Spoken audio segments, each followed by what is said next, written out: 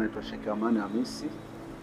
Mimi nikiwa ni khatibu na naibu wa imamu katika msikiti huu wa Kongo, na vile vile mimi ndiye mwenyekiti wa baraza kuu la ushauri la wahubiri Kwale County, tunaita Kwale County Religious Advisory Council.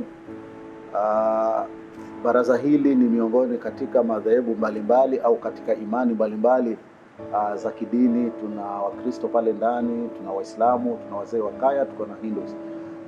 Baraza hili tuliliunda kwa malengo ya agenda 5 ambazo ilikuwa ni muhimu sana, ambao agenda ya kwanza ni kutokana na masuala ya kisiasa, political aspects, ambao masuala haya yalikuwa yameleta changamoto baada ya kuona kwamba Kenya kwa ujumla na sehemu mbalimbali siasa ilikuwa si siasa ile ambayo inahitajika. Tukaona sisi tukiwa viongozi wa kidini wa baraza hili, tukaona kwamba ni muhimu tuweze.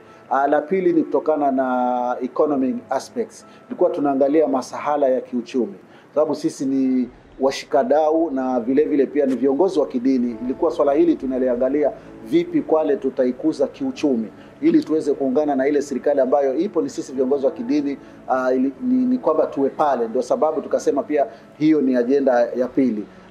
Agenda ya 3 ilikuwa ni legal aspects, yani masuala ya kisheria, kwa sababu tulikuwa tunaona sisi viongozi wa kidini tuna vitabu vyetu ambavyo ni vitakatifu, lakini tukaona pia kuna serikali nayo ina katiba. Kwa hivyo tukaona kwamba ni muhimu tuwiane na serikali, hata sisi tueleze dini inasema nini katika sheria. Je, zinawiana na zile ambazo ziko katika katiba ya Kenya? Alafu pia tukaja katika education aspects, masuala ya kielimu. Kwale County tulikuwa tumeona kwamba kuna tofauti tayari, kwamba vijana wa Kiislamu ama watoto wa Kiislamu walikuwa ni nadhira kuwapata wanasoma zile shule za ile imani nyingine. Kwa mfano wa Kikristo walikuwa hawawezi kwenda pale, na pia ikawa kuna uzito katika vijana wa zile imani nyingine pia kuingia katika zile shule za Kiislamu. Wanaona kwamba kwao si vyema. Tukaona pia ni ubora zile shule zote pia tuweze kuzileta pamoja, iwe mtoto wa Kiislamu, mtoto wa Kikristo pia anaweza kuingia katika hizo shule.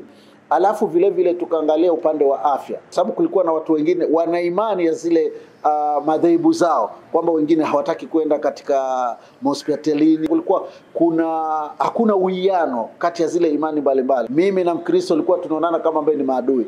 Wao nikiwaona tunaona kwamba wao ni makafiri, na wao walikuwa tukiangalia sisi wanaona sisi ni Al-Shabaab. Wanaona kwamba wazee wa kaya ni wachawi. Na Hindus tukaona kuna haja tuweze kuwa pamoja. Kwa hivyo tukasema kwamba ni muhimu kwamba tuwe na baraza hili Kwale la viongozi wa imani mbalimbali. Jisra imeleta vitu ambavyo vilikuwa ni changamoto kwetu, lakini tukaona kwamba changamoto hili ikaweza kuondoka. Tukawa tuwaiano, tukawa tunatembeleana kwamba mimi Muislamu naweza kuingia kwa kanisa na Mkristo anaweza kuingia katika msikiti.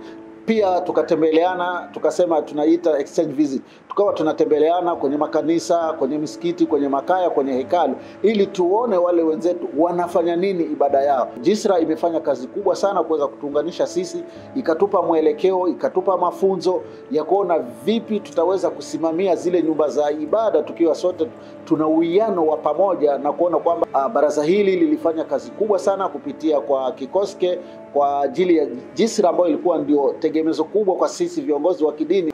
Kupitia Jisra imenijenga kwanza. Faida niliyoipata nyingine kubwa kwa Jisra ni kwamba mimi ni paralegal, ni msaidizi wa mwanasheria. Ndio sababu nikiwa kiongozi niliandika memorandum na nikaiwakilisha kwa task force na wakaikubali. Ndio naona baadaye hata rais wa nchi hii ya Kenya baadaye alitoa vile vikwazo ambao ilikuwa viekewe nyumba za ibada.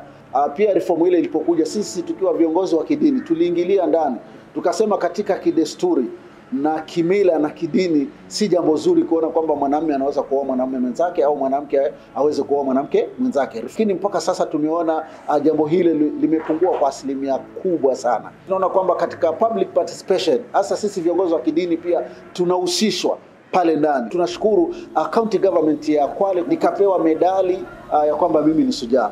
Pendekezo langu ni kusema Jisra imefanya kazi kubwa sana. Kama itawezekana iweze kuendelea. Nimeona kile kipengele cha kuleta uwiano kwa viongozi wa dini ni kipengele kikubwa sana. Ni kipengele ambacho naomba kisiweze kuachiliwa. Kipengele cha kuwaboresha wanawake. Wawe watakuwa pia nao wanajua wanafanya nini katika dini. Kwa sababu ilikuwa tunaona kwamba wanawake ni watu wa kutengwa kwenye dini, kwamba hawana usemi.